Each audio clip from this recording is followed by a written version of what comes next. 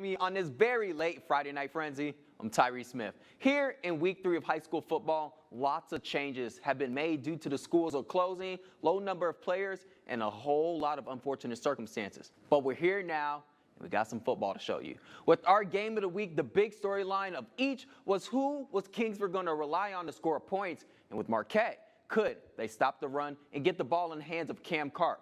Well, let's find out, folks. It's time. Week 3, game of the week. Marquette visiting the Kingsford FLIVVERS. A real defensive battle.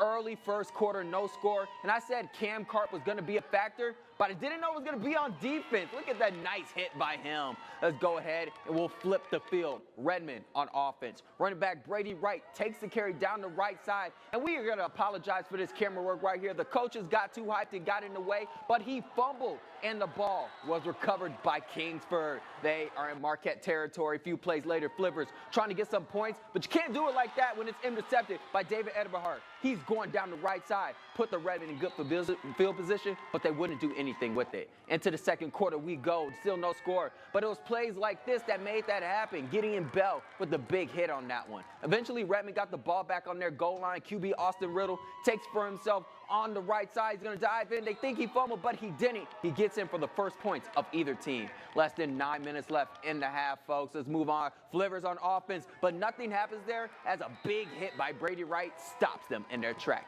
People say defense is boring, but I love these type of games. Later in the second, QB Austin Riddle drops back, looking for somebody, but he's just going to take it for himself on the left side, go out of bounds towards the track. Can't find himself anybody, so he did it himself. Still REDMEN's ball, trying to make something happen before the half. Riddle looking for a man, but he throws it down. Intercepted by Diego Preslowoski, trying to make some type of return, but it is tackled. This was a real defensive battle, folks, here, but Marquette was able to come away with the road victory, 10-0.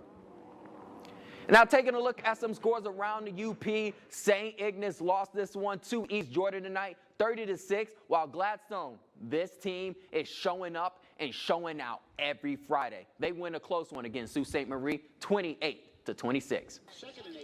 On to the battle of the winless now. Bark River Harris hosting the Norway Knights this evening. And early, Bark River on offense hands it off to Trevor Lippens. And he fakes out our best videographer, but she got it. Lippens gets in for the Broncos score. Later, Knights are on offense. They're trying to respond. QB Gannon Bray, he's going to take it for himself down the left side, doing things, making big plays on the game, trying to dodge defenders. And he's going to go ahead and set Norway up in great field position, but they would give it back to the Broncos. Bark River hands it off to Ida Johnson, who slips through the defense for another Bark River Harris score, and he was hyped about that one. They were feeling good about themselves.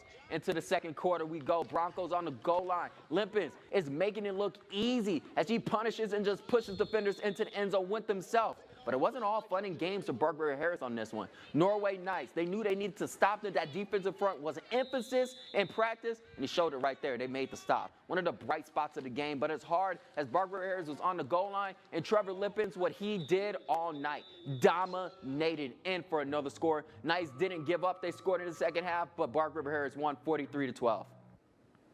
So let's get some 8-man going from last night. Newberry made the long trip to North Dickinson. Third quarter, Newberry leads by 22, and QB Cannon Rinamaki scrambles, takes a shot downfield. Liam Sandley on the big game. He did everything on the evening. A few plays later, flag comes out, but nobody knows who's it on. So they keep going, and Eric Edwards down the right side with that catch, and he's going to get into the end zone, but it turns out the flag was on Newberry, so it doesn't count. Later that drive, Newberry manages to punch it in. Johnny Nutkins with the score. And another 2 points on that. They made it 30-0. Nordics, they aren't giving up. Brandon Donaldson looking to make a play for his team, but he almost gets it picked off by the Indians. Wouldn't have been good. Moving forward, North Dickinson looking for some type of offense, and he finds a bright spot. Donaldson, a receiver down the field for a decent pickup. Let's move a few plays later. Donaldson is in the shotgun, looking to pass, but that Newberry defense showing up again as they did all evening. Indians shut out the home team, winning 37-0. And now we got some 8-man scores. Brimley, they defeated Engadine tonight 42-30, while Cedarville, they came out on top against Rapid River 32-20. It was homecoming night, and here is the homecoming court. Congrats, guys. It was Purple Hornets Miners. All right, let's go into the first. Nash Hiller He's going to get this pitch from his quarterback going down the right side. My man was running hard tonight, bowling through defenders to get a good gain, put them in great field position. Very next play, Lucas Nelson with the carry up the middle, and he stripped the ball. You fumbled the ball, my man. You can't do that. Not good. It's recovered by the Purple Hornets, but they wouldn't do anything into it. Moving to the second quarter, Alex Kissel, the QB, screen to Deshaun Allen. Down the left side, making defenders miss. He's putting his team in great field position. Moving on to the next play, Kissel scrambled to the left side, and he passes to Presley Rosanen for the score.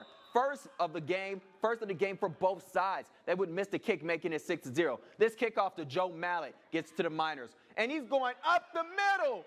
No one by him. Joe Mallett, end zone, touchdown NEGAUNEE Miners. They would make the field goal, making it 7-6. What a run into the second half. Miners drive it down the field, hands it off to Lucas Nelson, who punches it in for another score. Miners, they fought hard and they dominated the homecoming tonight, 29-6. Next, we got Superior Central Cougars visiting the Munising Mustangs in their first ever meeting. Munising's quarterback, Kane Neville, takes a snap, runs himself down the left side. QBs do it all nowadays, and he's showing you why he's important. Later on, Neville takes it again down the right side. High knees, gets it to the end zone for the score. Munising next, they're going to go for two. They don't really kick field goals in 8-man, folks. You'll see that later on. And he passes it to his running back, gets it in for 2 points. Next, Munising Mustangs, they're back on offense, and Jacob Madsen takes it down the right side, but Cal Fruity, he's right there, strips the ball and gets it for the Superior Central Cougars, a bright spot that they needed. Superior's on offense. Cal Fruity hands it off to the little brother, Zach Fruity, who fumbles it, but it's going to be recovered by Superior Central Cougars still. James Mackey for the Superior Central Cougars takes it in for their score of the game. The final score of the first ever meeting between these two schools, 12-40, Munising wins.